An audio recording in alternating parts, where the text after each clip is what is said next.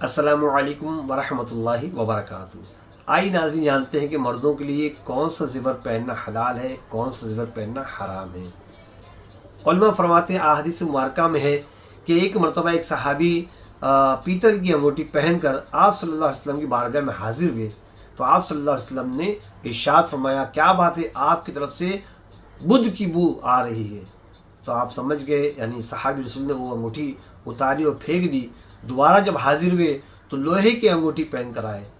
پھر آپ صلی اللہ علیہ وسلم نے ارشاد فرمایا، کیا بات ہے، آپ نے جہنمی والا زیور پہنا ہے۔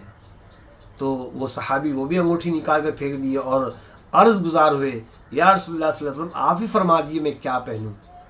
تو آپ صلی اللہ علیہ وسلم نے چاندی کی انگوٹھی پہننے کا حکم فرمایا، یعنی ایک مشکال وزن کے برابر، یعنی 4.5 ماشا وزن ہو اور چاندی کی ہو اور 1 نگ کی ہو۔ اس کا خاص خیال رکھیے، 1 نگ کی انگوٹھی اور 4.5 ماشا سے کم وزن ہو، یعنی تقریباً 4 گرام، اتنی وزن کی انگوٹھی پہننا مردوں کے لیے حلال ہے۔ اور کسی بھی چیز کا دھات ہو، لوہا ہو، چاندی ہو، سونا ہو، کوئی بھی زیور مرد حضرات نہیں پہن سکتے، یہ حرام ہے۔ اللہ تبارک و تعالیٰ قرآن پاک میں ارشاد فرماتا ہے، وَأَطِیعُوا اللَّهَ وَأَطِیعُوا الرَّسُولَ، حکم مانو اللہ کا اور حکم مانو رسول اللہ صلی اللہ علیہ وسلم کا۔ تو ہمیں اللہ کا بھی حکم ماننا ہے اور اللہ کے رسول صلی اللہ علیہ وسلم کا بھی حکم بجا لانا ہے۔ تو آپ صلی اللہ علیہ وسلم نے حکم فرمایا مردوں کے لیے چاندی کی انگوٹھی پہننا 1 مشکال وزن کے برابر، یعنی 4.5 ماشا سے کم، تقریباً 4 گرام ہوتا ہے، اور 1 نگ والی ہو اور چاندی کی ہو، یہ مردوں کے لیے حلال ہے۔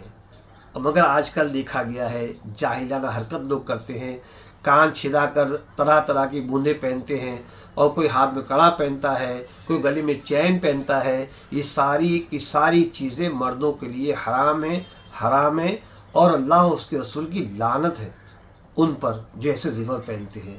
خدا را ہوش میں آئیے، اپنے آپ کو جہنم کی آگ سے بچائیے۔ اس بات کا خاص خیال رکھیے، مردوں کا زیور صرف چاندی کی انگوٹھی 1 نگ کی ہو، اور وہ بھی 4 گرام سے کم ہو، 4 گرام کی اتنی ہو، اس کا خاص خیال رکھیے۔ اور اسلامی بھائیوں سے بھی گزارش کروں گا کہ اپنے آپ کو اس زیورات پہننے سے، ایسے زیورات پہننے سے اپنے آپ کو بچائیں، اور اللہ کے نبی صلی اللہ علیہ وسلم سے محبت پیدا کریں، اللہ کا خوف دل میں پیدا کرے، تو انشاءاللہ سب چیزیں چھوٹ جائے گی۔ اگر آپ نے اللہ کا خوف دل میں پیدا کیا، اللہ سے ڈرے، تو انشاءاللہ آپ یہ سب چیزیں خود بخود آپ سے چھوٹتی چلی جائے گی۔ مگر شرط ہے اللہ کی بارگاہ میں توبہ کر کے صدقے دل سے ایسے کاموں سے باز آئیں جس کام کو اللہ اس کے رسول نے منع فرمایا۔